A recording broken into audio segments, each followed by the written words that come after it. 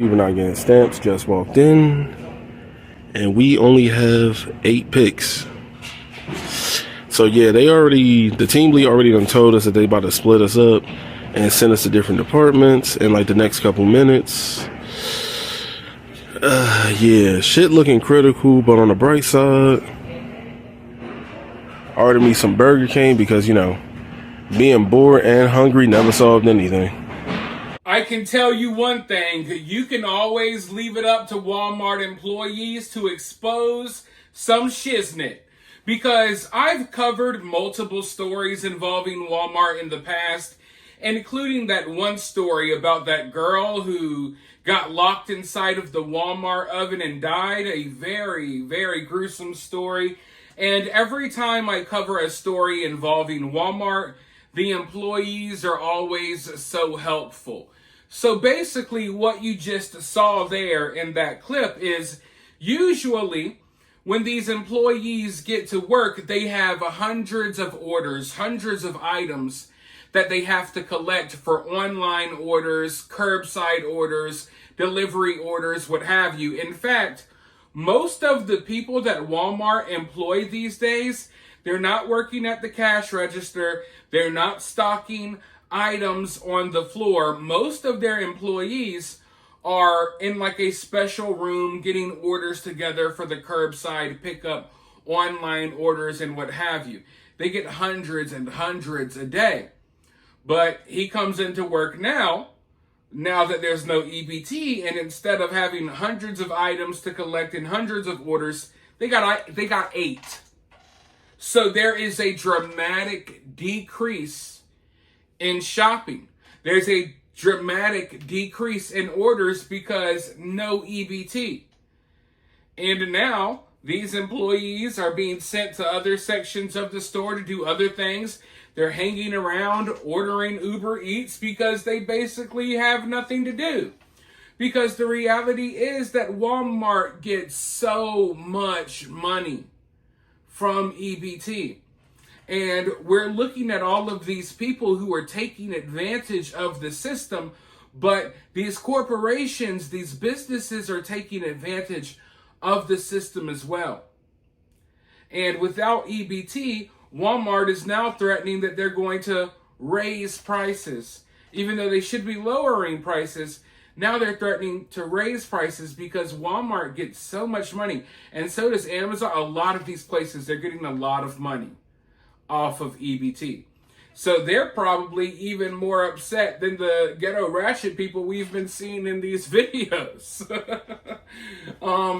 But yeah, we're seeing a dramatic decrease in shopping, in orders, and in other areas where people actually just got some of their food stamps. Now delivery drivers for Walmart are noticing, hey, I went from only having a couple of orders to now my orders are booming again, and there's people like finessing and crapping people out of their tips because that's what a lot of the EBT people do. So now the delivery drivers are complaining like, hey, now that the EBT is back, I'm getting these large orders and I go to deliver them and I get no tip. Or you see, for some of these delivery drivers, you could include a tip, and then once the delivery is made, you can edit your tip and you can take the tip away. And that's a tactic that a lot of these people use, okay? And I mean, we know that some people have a very bad reputation when it comes to tipping. And they have a bad reputation for a reason. Anyone who works on tips, like waitresses, will tell you that, yeah, a certain community is very bad at tipping.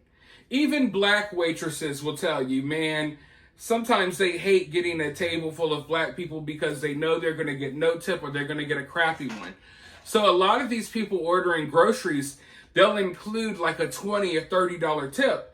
And people will, okay, we'll take the order, and you'll get like a whole EBT cart worth of food in your car. You go deliver the groceries thinking that you got a $20, $30 tip, and then they erase it and you get nothing. So the little scams, the EBT scams, and the shady behavior. It's coming back in the areas that have gotten their EBT, and the areas that haven't gotten their EBT, everything's peaceful and quiet. So there's a dramatic difference. But just to show you the difference, I want this guy to explain to you what I'm talking about. He actually delivers groceries for Walmart, and he has a lot to say. So I wanted to use my platform to allow him to get some things off of his chest. But with that being said, before I roll this clip, I need you guys to hit the like button. I need you to subscribe if you haven't already. I need you to share the video on social media. And if you're feeling generous, obviously it's not mandatory, but if you would like to, you could always donate via Cash App or Super Thanks. Always greatly appreciated. Now, with that being said, let's see what this guy has to say, and then I'll be right back with more. So, once again, everybody, I deliver groceries for Walmart. I work for Spark. EBT hit in Michigan yesterday. Before EBT hit, I think I moved one Home Depot order and groceries. I was moving a lot of groceries yesterday before EBT hit. And all of these people were paying with cash, not EBT. EBT hit. The number one item I was moving was pop. Like, I'd be going to orders of people who had EBT, and I know they had EBT. I know for a fact it was EBT, because as soon as you make the delivery, within 5 minutes, the tip gets erased. People who pay with cash, they don't erase the tip. Everyone who pays with EBT erases the tip. And yesterday, after EBT hit, I moved more pop than I moved food. Yeah. And outside of pop, the number one thing I was moving was chips. Chips. You know, like Doritos and stuff. Thanksgiving's coming up. Y'all didn't stop to think, hey, maybe I should buy some stuff for Thanksgiving. Y'all spent the last fucking few weeks complaining about, we don't have any EBT, we can't feed our children. And then you get EBT, and the very first thing you buy is soda and chips. I deliver groceries.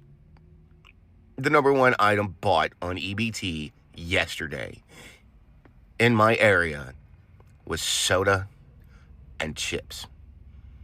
And I know y'all were on EBT. I know y'all were on EBT because I'd accept the order and it would say, hey, this is a $22 order to move, 8 miles. Okay, sure, no problem. I'll take that.